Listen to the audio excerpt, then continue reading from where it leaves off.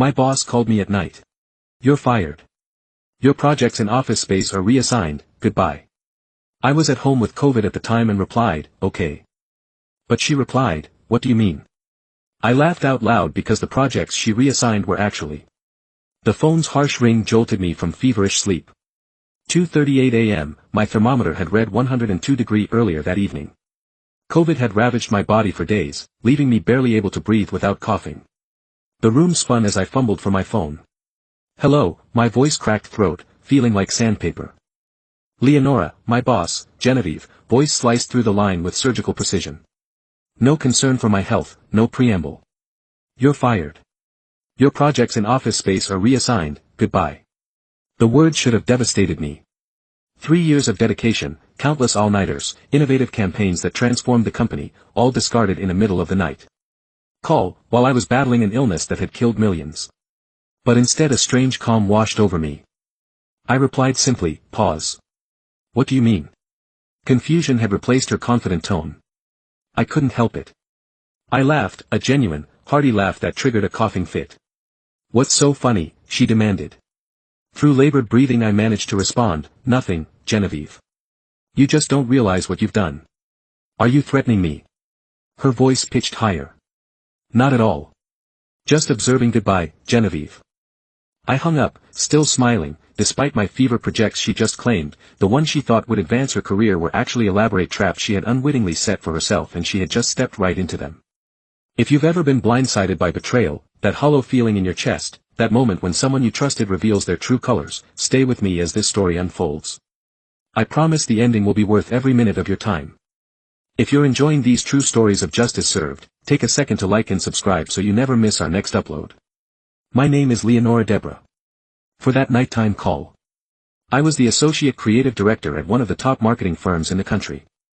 I had built a reputation for developing unconventional campaigns that connected with audiences on a visceral level.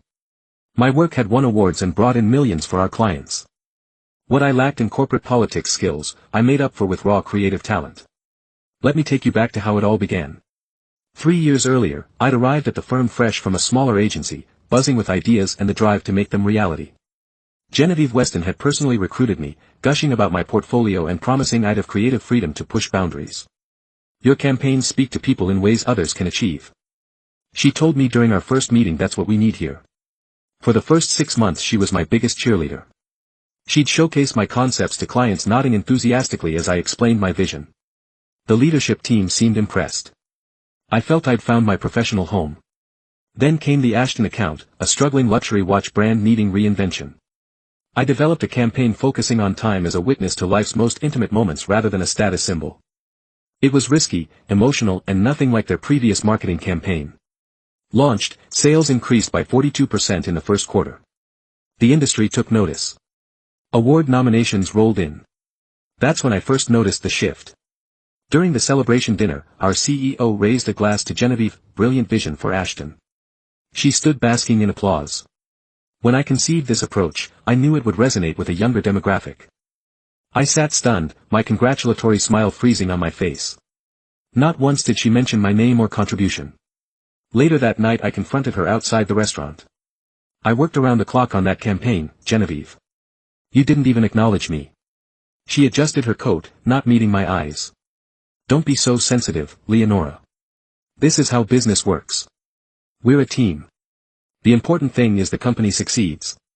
A team where you take all the credit. Her expression hardened. You're still new here. I've spent 15 years building my reputation. When you reach my level you'll understand how this game is played. I should have left then. The work challenged me. Pay was good. The health insurance covered my mother's experimental cancer treatments. Without it, she'd have no options left. I stayed telling myself things would improve. They didn't. Pattern became clear. I developed strategies and concepts. Then Genevieve would mysteriously need a quick review just before presentations. She'd walk into meetings with my work, making tiny modifications and presenting it as her collaborative vision. Client success. Genevieve's strategic genius, campaign failures. Leonora's execution missed the mark. My salary remained frozen while hers grew with each success. My success promotions that should have been mine went to others who played her political games better. Meanwhile, my ideas continued, generating millions. I documented everything, every email, every meeting, every concept. Not for revenge, just protection, or so I told myself. Then came the breaking point. 12 months ago, our largest client threatened to leave unless we delivered revolutionary work. Genevieve called me into her office. "We need something. No one's done before," she said, tension visible around her eyes. "The CEO specifically asked for you to lead this." I felt a flicker of vindication. "Finally, recognition," she continued. "I'll need to closely supervise. The stakes are too high for experiments." Translation: I would do the work. She would take the credit. I developed a campaign that broke every convention in the industry. It was personal, almost uncomfortably intimate. Yet universal client loved it. Sales skyrocketed beyond projections. At the industry awards, Genevieve stood on stage accepting the top honor. "I've always believed in taking risks," she said, clutching the trophy. "This campaign represents everything I've worked toward in my career." My name appeared in small print on a slide that flashed for 3 seconds. That night something shifted inside me. I wasn't going to leave. That would be too easy for her. I wasn't going to complain. That would paint me as difficult. Instead, I decided to play a longer game. I began speaking up more in meetings, ensuring others heard my ideas firsthand. I built relationships with clients directly, found ways to sign my work that couldn't be erased, hidden creative elements that carried my signature style. Clients began to recognize. Genevieve noticed her methods became more aggressive. 6 months ago she assigned me 3 enormous client projects simultaneously, each with impossible deadlines. The message was clear: fail and prove you're not essential. Succeed and work yourself to exhaustion. While she collected the praise, I accepted the challenge without complaint. What she didn't know was that I had been preparing for this moment. I poured everything into these projects, creating strategies that broke new ground. Clients were thrilled with the preliminary presentations.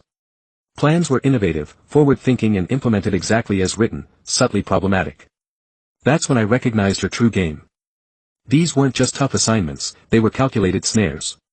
The strategies executed as she demanded would skirt industry regulations in ways that wouldn't be obvious immediately, but would create serious consequences months later. By then she'd have ensured all evidence pointed to me as the responsible party quietly built alternative, completely legal versions of each campaign.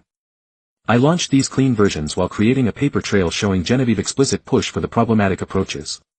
I saved emails where she insisted on pushing boundaries and being aggressive. I noted each time she removed protective measures or compliance steps I'd included.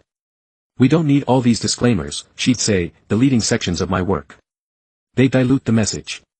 I'd save both versions. When I fell ill with COVID, I worried my careful planning would unravel. I was bedridden, struggling to breathe, let alone work. But as days passed and my fever raged, I realized Genevieve might see my illness as an opportunity. With me absent, she could claim complete ownership of the successful campaigns while positioning me to take the fall. When regulators eventually noticed the issues, I was right. 2 weeks into my illness, colleagues started acting strange during our video calls. Messages went unanswered, projects were rerouted without explanation. Then came that middle-of-the-night call. As I lay in bed after hanging up, I felt an odd sense of peace, despite my illness. I had prepared for this moment meticulously. Genevieve thought she was cutting me loose before I became a liability. In reality she was walking into a trap of her own making. The next morning, between coughing fits, I sent 3 emails. The first went to our internal compliance team expressing concerns about certain directives I'd received regarding the 3 major campaigns. The second went to the board of directors, detailing my contributions and attaching documentation of Genevieve instructions to circumvent regulations. The third went to my personal lawyer, outlining potential wrongful termination and documenting the systematic credit theft I'd experienced. Then I waited, focusing on recovering my health. Covert symptoms gradually subsided, leaving me weak but clear-headed for days. Silence from the company. I wondered if my evidence had been dismissed. Genevieve's influence was too strong. A week after my firing, my phone rang. It was Preston, the head of the board. "Leonora, we need to talk." His voice was grave. My heart raced. Had my plan backfired? "We've reviewed your documentation," continued. "We've spoken with the clients directly. There are discrepancies between what we've been told and what actually happened." I said nothing, letting silence do the work. "The board has called an emergency meeting tomorrow. We'd like you to attend." I took a deep breath. I'm still recovering from covert Preston. The illness Genevieve knew about when she fired me at nearly 3 in the morning. A heavy sigh from his end. That's part of what we need to discuss. Can you join virtually? I'll be there. That night I barely slept, not from anxiety but from anticipation. Years of being overlooked, of having my work stolen, of being positioned as expendable, it was all coming to a head. The next morning I logged into the video call 10 minutes early, one by one, serious faces populated my screen. Genevieve joined last, her expression confident until she saw me. What is this? She demanded. Why is she here? Preston cleared his throat. Genevieve, please, we have serious matters to discuss. For the next hour I watched as my careful documentation was presented. Emails where Genevieve explicitly pushed for questionable tactics. Recordings of meetings where she dismissed compliance concerns, side by side, comparisons of what she had presented to the board versus what had actually been implemented. Most damning were the testimonials from clients confirming I had been the creative force behind the campaigns, not Genevieve. Her face went from confident to confused to panicked as the evidence mounted. This is ridiculous, she finally sputtered. She's manipulating you. I've given 15 years to this company. Preston's expression remained stone cold. And in those 15 years, how many others' work have you claimed as your own, Genevieve? The question hung in the air. Genevieve's eyes darted around the screen, seeking allies, and finding none will need your resignation by end of day. Preston continued. The legal team will be in touch regarding the client complaints. You can't do this, she whispered. Fight had left her voice after she disconnected. Preston turned to me, Leonora, on behalf of the board, I want to apologize. We failed in our oversight. We should have seen what was happening. I nodded, being my expression neutral, despite the victory surging through me. We'd like to offer you Genevieve's position effective immediately. Your work has been exceptional and your integrity in implementing compliant campaigns despite pressure speaks volumes. The offer was everything I'd worked toward: recognition, power, vindication, but as I opened my mouth to accept, I hesitated. This was the moment I should feel triumph. Yet something felt incomplete. The company that had allowed this to happen for years, was suddenly sorry, only after they feared legal repercussions. I appreciate the offer, Preston, I said carefully, but I need time to consider it. My priorities have shifted during my illness. His surprise was visible. Take the time you need. The offer stands. After the call ended, I sat in silence processing the revenge I'd orchestrated had worked perfectly. Genevieve was exposed and removed. I was offered her position, yet I felt hollow. Was becoming the next Genevieve really what I wanted, or was there something more important than climbing a corporate ladder built on taking credit for others' work? My phone buzzed with a text from my mother. How did it go, honey? I looked at her message, thinking about how close I'd come to losing her, how the company's health insurance had saved her life, how precious time truly was. That's when I realized the best revenge wouldn't be taking Genevieve's job. It would be creating something entirely new, something that would make both Genevieve and the company irrelevant. Picked up my phone and called Preston back, but not to accept his offer. I had something much bigger in mind. Preston first said when he answered, I've made my decision. But first let me tell you about an idea I've been developing. My plan wasn't just about justice. For myself, it was about transforming an industry built on stealing credit and crushing creativity. I'm declining your offer. I told Preston. His sharp intake of breath was audible through the phone, but I have a different proposition. Leonora, I understand you're upset, but this position comes with substantial. I don't want Genevieve's job. I interrupted. I want to change how this entire industry works. Over the next hour I outlined my vision, a new agency model built on transparent attribution, fair compensation tied directly to revenue generation and collaborative leadership. No more stolen ideas, no more hidden contributions. Our industry talks about innovation while clinging to a hierarchy designed in the 1950s. I explained. Clients are tired of paying premium rates for work done by underpaid juniors, while executives take credit. Preston remained silent as I detailed my proposal. I would stay only if the board agreed to pilot my new Division 1, operating under completely different rules. Each team member would receive clear credit for their contributions and compensation would be directly tied to the success of their work. You're essentially asking us to cannibalize our own business model. Preston finally said, I'm asking you to evolve before someone else makes you obsolete. The silence stretched until Preston's side presented to the full board next week. I can't promise anything. That's all I ask. For the next 7 days I poured my recovering energy into my presentation. This wasn't just about revenge anymore. It was about creating something meaningful from the ashes of betrayal. The board meeting arrived, 12 stern faces watched as I outlined my vision, complete with financial projections showing how transparency could actually increase profitability by improving talent retention and client trust. Ms. Deborah said he money the oldest board member. While intriguing, your proposal undermines decades of established practice. With respect, I countered. Those established practices are why we lose our best talent every 18 months. It's why clients grow suspicious of our billing. It's why Genevieve could steal credit for years without anyone noticing that last landed hard. Several board members shifted uncomfortably. Give me 6 months to prove this model works. I pressed a small team, 3 clients, complete autonomy. If I fail, you've lost little. If I succeed, you'll be positioned as industry pioneers. The debate lasted hours. Finally, Preston called for a vote, 7-5, in favor of my proposal. A narrow victory, but enough congratulations. Leonora Preston said afterward, you have your division, don't make us regret this. I smiled, I won't. This was my true revenge beginning to take shape, not destroying Genevieve, making her irrelevant, creating something she could never have built because she was too busy stealing instead of invading. Within weeks, I assembled a team of 5 people, all talented individuals who had left the industry disillusioned after experiences similar to mine. Together we developed our operating principles and target client list. Our first prospective client was Delia, marketing director at a mid-sized tech company. She had worked with traditional agencies for years and was notoriously demanding. Your model sounds idealistic, she said during our pitch. Skepticism evident, but this industry runs on relationships and executive oversight. How can junior people possibly deliver without strict management? That assumption is exactly why agencies waste your money. I explained, the junior people already do the work. We're just removing the unnecessary layers that take credit and drive up costs. She leaned forward. Prove it. I'll give you our smallest product line. Show me results in 3 months. We accepted the challenge. Every team member took ownership of specific elements, their names clearly attached to their contributions. We established transparent pricing that showed exactly what each component cost and who was doing the work. Our first campaign launched 6 weeks later. The results were immediate. Engagement metrics, 40% above Delia is targets. 2 weeks after that she called, I need to meet today. My stomach tightened. Had something gone wrong? Had our experiment failed?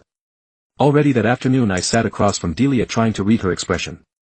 I showed your model and results to my CEO. She began slowly. He had questions. I'm happy to address any concerns. I offered preparing for criticism. His main question was, can you handle our entire brand portfolio? I blinked, processing her words. Your entire portfolio? She nodded. Your team delivered better results with half the budget of our main agency. More importantly, I always know exactly who's working on what and why decisions are made.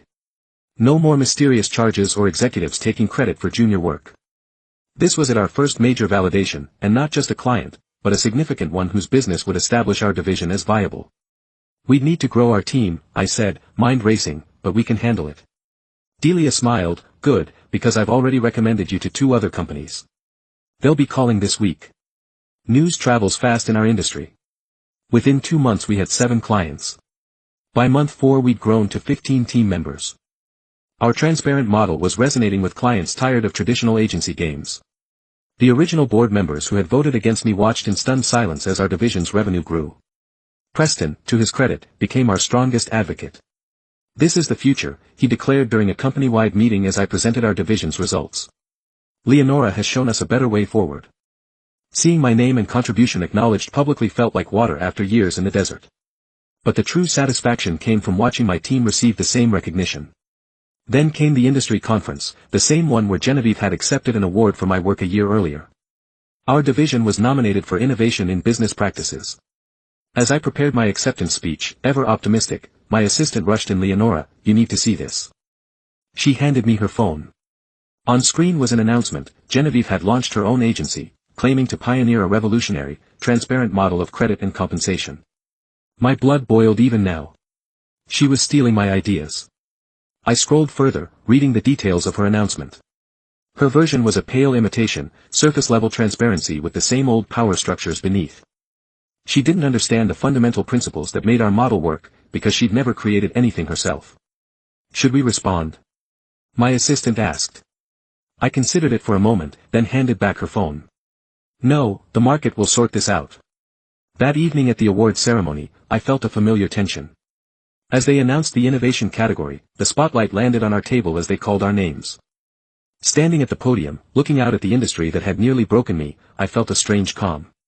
This award belongs to every person whose ideas were stolen, I began.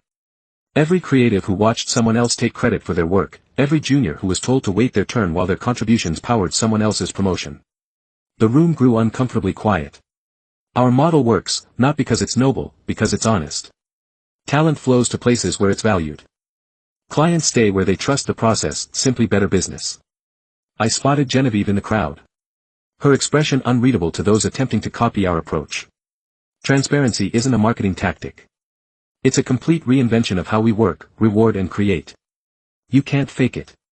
Our eyes met briefly across the room. She looked away first. After the ceremony, an industry reporter cornered me. Rumor has it, Genevieve Weston started her company using your ideas. Again. Care to comment? I smiled. I'm focused on building something new, not reliving the past. So you won't address her claims that she developed this model years ago but wasn't allowed to implement it at your former company. I nearly laughed. The beautiful thing about our model is that every idea has clear documentation of its origin. Truth is easily verified. The reporter raised an eyebrow, meaning. I wish her authenticity matters. Clients can tell the difference. 6 months later, that prediction proved accurate. Genevieve Agency struggled to retain both clients and talent without the ability to take credit for others' work. Her own capabilities were exposed as mediocre. 3 major clients left her within weeks of each other, citing execution issues. Meanwhile, our division had grown so successful that the board voted to transition the entire company to our model. The old guard resisted. 2 executives resigned. Rather than operate with transparency, we wished them well and continued growing. 1 year after that midnight firing, I received an email that stopped me cold. We should talk. Genevieve wanted a meeting. Against my team's advice, I agreed to coffee at a neutral location. She looked different. The polished exterior somewhat faded. Her confidence dimmed. We ordered our drinks in awkward silence. Your model is winning, she finally said, staring into her cup. My agency is losing clients every month. I waited, letting her fill the silence. I thought I could replicate what you built, but it's not working. She looked up. I need your help. The audacity was breathtaking. After years of stealing my work after firing me while I was seriously ill, she wanted my help. Why would I do that? I asked. Simply because you're better than me. She admitted the words clearly painful, not just creatively.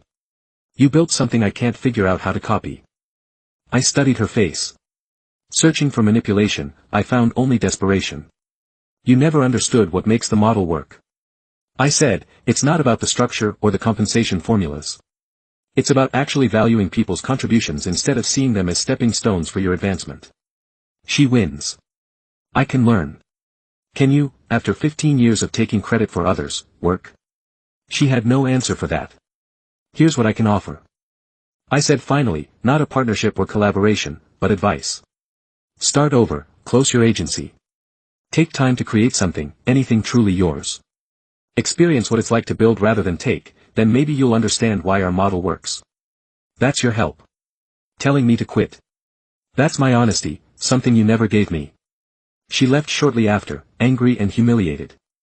Felt no satisfaction watching her go, just a quiet certainty that I had broken free from her influence entirely. 3 years have passed since that night Genevieve fired me. Our model has been adopted by a dozen other agencies. The industry publications that once celebrated her now feature case studies about our approach. I've been asked to speak at business schools about ethical leadership and innovation. Last month I received a package. Inside was a small independent magazine featuring a modest ad campaign for a local business, creative director Genevieve Weston. The work wasn't groundbreaking, but it was solid, authentic and undeniably hers. Attached was a note. You are right, I'm starting over building, not taking. Thank you. I keep that note in my desk drawer, not as a trophy, but as a reminder of the journey from fevered and fired to founding a movement that changed. In industry, the most powerful revenge isn't destruction, it's creation. It's building something so necessary that it makes the old ways obsolete. It's transforming your pain into progress that helps others avoid the same fate. Genevieve took my job, my credit and nearly my health. In return created a new way of working that made her entire approach irrelevant. I didn't need to destroy her, I simply needed to build something better.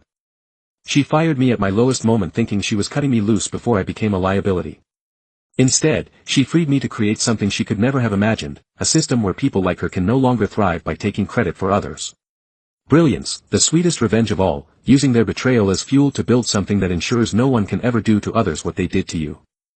If you've ever had your work stolen or your contributions ignored, remember this, your ideas have power, even when others try to claim them. Document everything. Build allies who see your value. When the moment comes, whether through betrayal or opportunity, be ready to create something entirely new. Sometimes, getting fired is just the universe telling you it's time to light your own path forward. If this story resonated with you, please take a moment to like and subscribe. Your support helps us share more stories of resilience and transformation, and leave a comment below. If you've ever had to rebuild after betrayal, I read every response and draw strength from this community's experiences. Remember, the best revenge isn't getting even, it's getting better. Thanks for staying with me until the end.